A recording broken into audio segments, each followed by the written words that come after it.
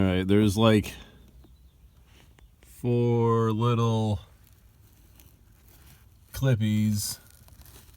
I broke one of them off.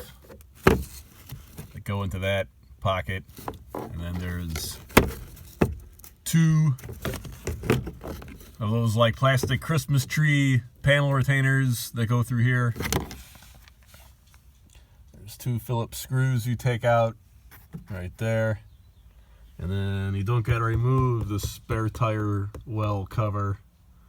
Same thing on the other side. And this thing basically just pulls straight up.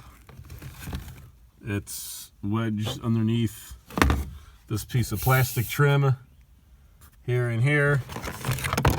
And then there are 2 little metal panel retainers that go inside of those 2 slots right there.